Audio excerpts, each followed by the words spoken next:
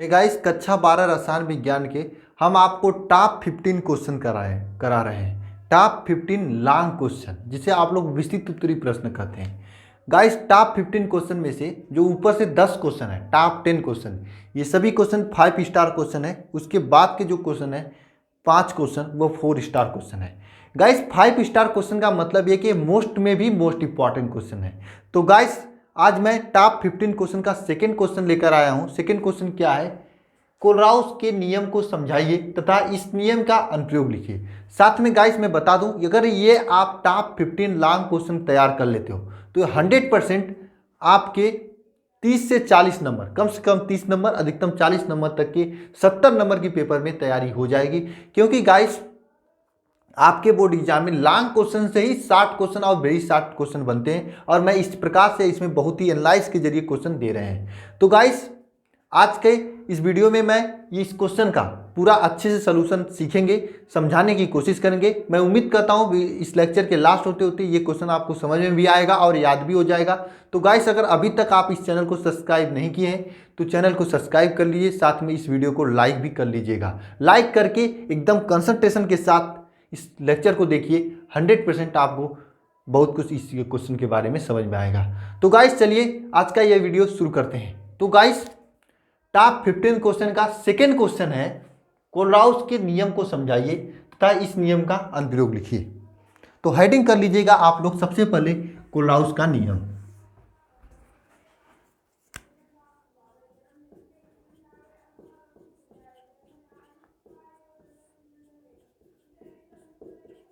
Kohlrausch का नियम,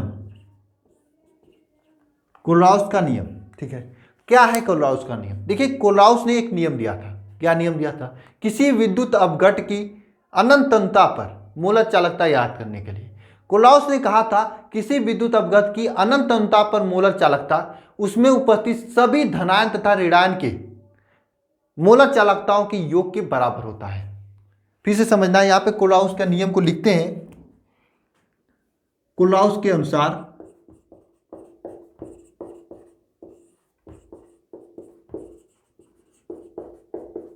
Kohlrausch के अनुसार यहां से किसी वैद्युत अपघट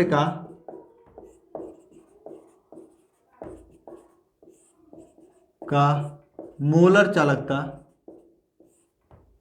किसी वैद्युत अपघट का अनंतता पर मोलर चालकता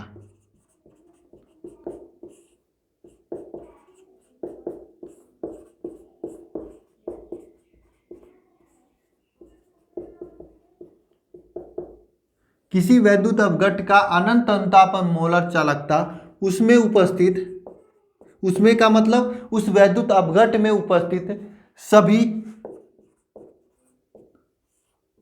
धनायन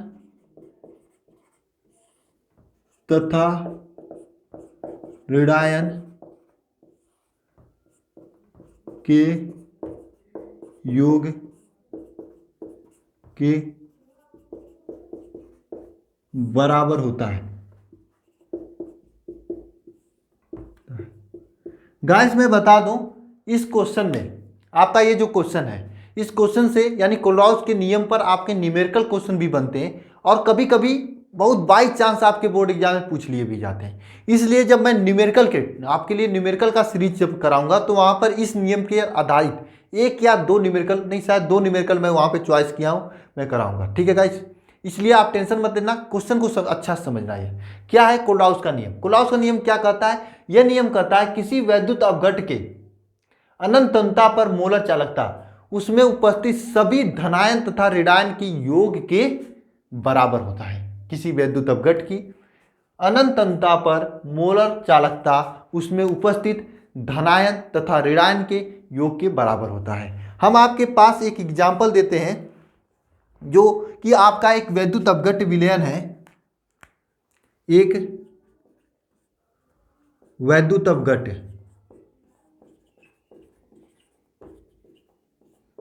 विलयन, एक वैद्युत अपघट विलयन है। विलयन कौन सा है? विलयन है आपका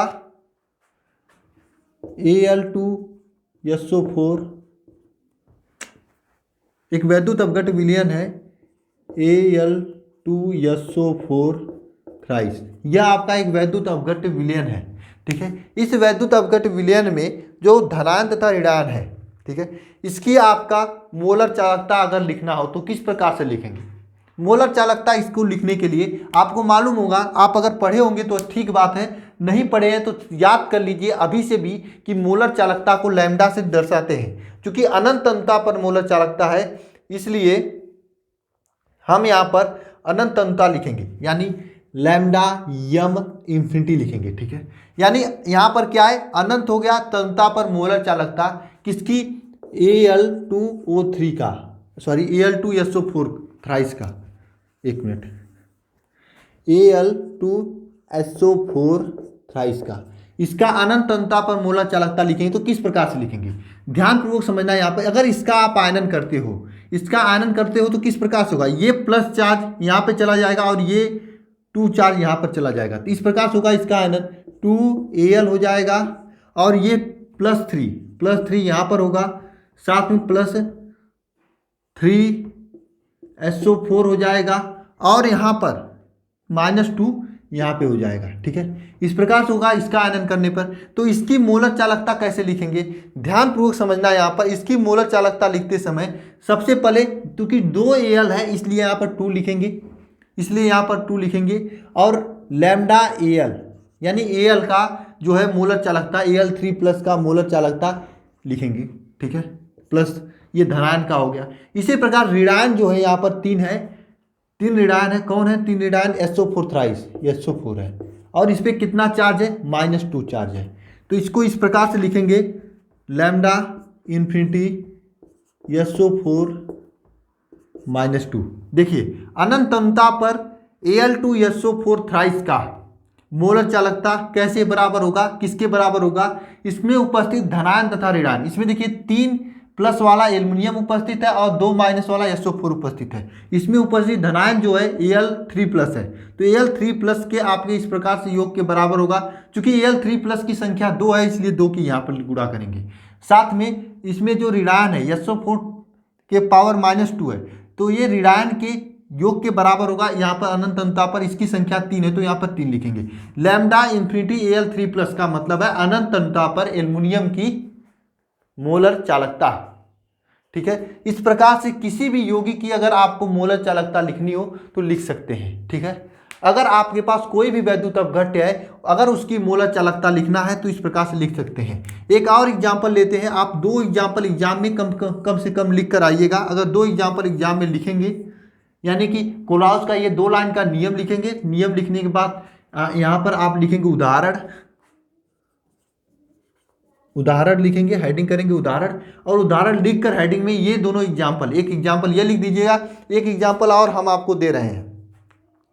आपको एक विलयन है BaCl2 का, एक वैद्युत अपघट्य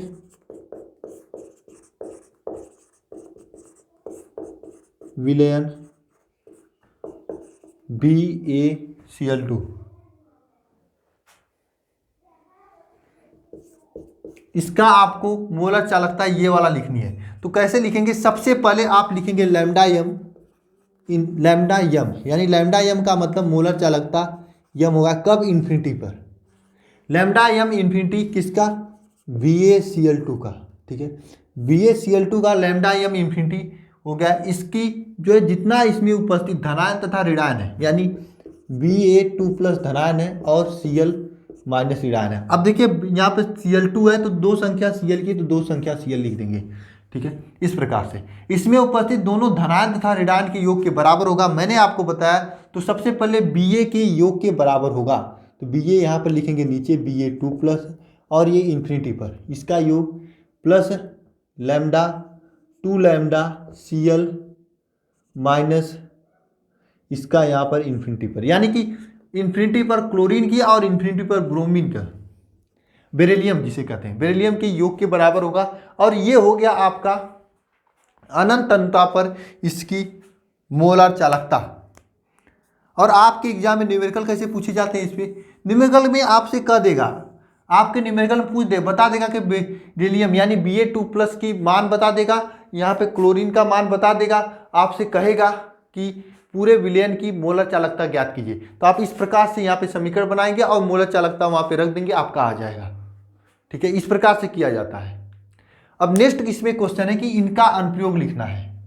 तो हेडिंग करिएगा आप लोग,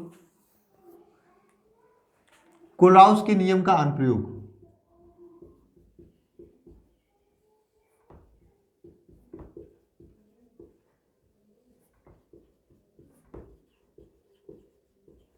अनुप्रयोग, ठीक है, अनुप्रयोग लिखते हैं। सबसे पहला अनुप्रयोग है जो आपका दुर्बल वैद्युत अपघट की अनंत तन्यता पर मोलर चालकता ज्ञात करना।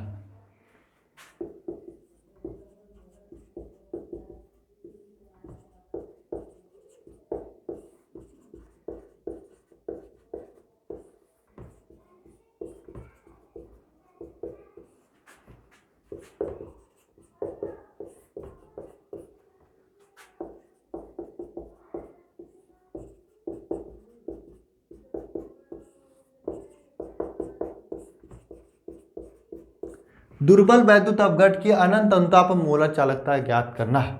यह सबसे पहला इसका अनुप्रयोग हो गया। ठीक है, अभी हेडिंग करके लिख लीजिए। अभी हम पहले अनुप्रयोग को अच्छे से समझाएंगे भी। दूसरा इसका अनुप्रयोग है, कम से कम 2-3 अनुप्रयोग आपको लिखना पड़ेगा वहां पर। दूसरा अनुप्रयोग है आयनिक गतिशीलता की मान गणना करना। आयनिक गतिशीलता का मान ज्ञात करना, सेकेंड नियम हो गया। थर्ड है इसका अनुप्रयोग। अगर थर्ड अनुप्रयोग लिखना चाहें तो आप लोग लिख सकते हैं। इसका थर्ड अनुप्रयोग है, इसका थर्ड अनुप्रयोग है कि आपका जल की आयनिक गुणनफल का गणना करना। जल की आयनिक गुणनफल की गणना करना। अब जरा सोचिए, बताइए जल की आयनिक गुणनफल क्या होता है? जल का आयनिक गुणनफल क्या होता है? आपको जल की आयनिक गुणनफल की गणना करना है। मुझे आप सभी लोग कमेंट बॉक्स में कमेंट करके मुझे बताइएगा कि जल की आयनिक गुणनफल क्या होता है, मैं जानना चाहता हूँ। ठीक है, जल की आयनिक गुणनफल क्या है? तो 3 अनुप्रयोग यहाँ पर हम लिख चुके हैं। एक अनुप्रयोग मैं मुंह से बता रहा हूँ, लिख लीजिएगा। अनुप्रयोग क्या है कि दुर्बल विद्युत अपघट की वियोजन की मात्रा, दुर्बल विद्युत अपघट की वियोजन की मात्रा ज्ञात करना। किसी दुर्बल विद्युत अपघट की वियोजन की मात्रा ज्ञात करना। 4 अनुप्रयोग हैं। इसके अलावा कई अनुप्रयोग है, लेकिन आपके एग्जाम में अगर क्वेश्चन पूछेगा कि इस नियम को समझाइए तथा इसका अनुप्रयोग लिखिए, तो यह नियम लिखना और यहाँ पर इसका पूरा का पूरा 1-2 एग्जाम्पल लिख देना इस तरह से देकर, और यहाँ पर अनुप्रयोग लिख देना। अनुप्रयोग में पहला अनुप्रयोग मैं अभी आपको बताया क्या है, किसी दुर्बल विद्युत अपघट की अनंत तन्यता पर मोलर चालकता ज्ञात करना, आयनिक गतिशीलता ज्ञात करना, जल में उपस्थित जो अणु है उसकी आयनिक गुणनफल ज्ञात करना, और तीसरी है किसी दुर्बल विद्युत अपघट की वियोजन की मात्रा ज्ञात करना। ये जो प्रश्न है, यह प्रश्न तो यहाँ पर कंप्लीट हो जाता है। ये कोलराउस का नियम तथा इसका अनुप्रयोग, दोनों चीज तो आपके पास हो गया है। क्वेश्चन कंप्लीट है। इसका एक बार स्क्रीनशॉट लीजिएगा तो मैं कुछ एक्स्ट्रा चीजें आपको बता दूं। चलिए ठीक है, अगर आप लोग स्क्रीनशॉट ले लिए हो तो ये क्वेश्चन कंप्लीट है। कुछ लोग कहेंगे सर CH3COOH का आप निकाल कर दिखा दो कि किस प्रकार से उसका होता है दुर्बल विद्युत अपघट की आयनिक गुणनफल, नहीं अनंत तन्यता पर मोलर चालकता। तो गाइस मैं बता दूं आपको, CH3COOH का मैं निकालूंगा, लेकिन इस लेक्चर में नहीं, अन्य लेक्चर में निकालूंगा। ये लेक्चर आपका केवल इतना था, कोलराउस का नियम तथा उसका अनुप्रयोग, उसका किसी अन्य लेक्चर में निकालूंगा, क्योंकि ये 5 स्टार क्वेश्चन चल रहा है, तो 5 स्टार क्वेश्चन ही यहाँ पर होंगे। कोलराउस का नियम 5 स्टार क्वेश्चन है, अनुप्रयोग भी आपके 5 स्टार में आता है। सीधे सीधे अनुप्रयोग लिखिएगा। पहला दुर्बल विद्युत अपघट की अनंत तन्यता पर मोलर चालकता ज्ञात करना, तीसरा है आयनिक गतिशीलता की मान ज्ञात करना, जल में उपस्थित आयनिक गुणनफल की गणना करना। ये तीनों आपके इसके अनुप्रयोग हैं। चौथा अगर लिखना चाहें तो दुर्बल विद्युत अपघट की वियोजन की मात्रा ज्ञात करना। ये 4 अनुप्रयोग हैं। अब अनुप्रयोग को आपको नहीं समझाना है किस प्रकार से ज्ञात किया जाता है, इसकी जरूरत नहीं है, आपको टेंशन नहीं लेना है। एक क्वेश्चन यहाँ से और बनता है आपका कि इस नियम का अनुप्रयोग लिखिए, यानी कोलराउस के नियम का अनुप्रयोग लिखिए। अगर इस प्रकार से अगर 7 टाइप क्वेश्चन बन जाए तो आपको केवल अनुप्रयोग लिखना है, कोलराउस का नियम नहीं लिखना है। अगर आपको अनुप्रयोग का डेरिवेशन नहीं आ रहा है, यानी 4 नियम लिखोगे, इसमें से इसका पहले वाले का डेरिवेशन करके, मतलब पहले वाले को आपको CH3COOH का किस प्रकार से निकाला जाता है इस नियम का अनुप्रयोग करके, यह आपको दिखाना होगा। अगर आप नहीं कर पाते हो तो नंबर नहीं मिलेगा इसमें। यानी अगर लघु उत्तरी प्रश्न में क्वेश्चन पूछता है तो इनका अनुप्रयोग निकाल कर दिखाना होगा। और कैसे निकाला जाता है ये मैं आपको बताऊंगा, लेकिन कब, जब लघु उत्तरी टॉप 30 से 40 लघु उत्तरी क्वेश्चन कराऊंगा तब, ठीक है। टेंशन मत लेना, अभी ये चलने दीजिए, उसके बाद मैं देखता हूँ, ठीक है। तो आज का ये लेक्चर से आपको समझ में आया कि नहीं कोडहाउस का नियम, कमेंट बॉक्स में मुझे लिख कर बताना। और मिलते हैं तब नेक्स्ट वीडियो में नेक्स्ट क्वेश्चन के साथ। वीडियो देखने के लिए धन्यवाद।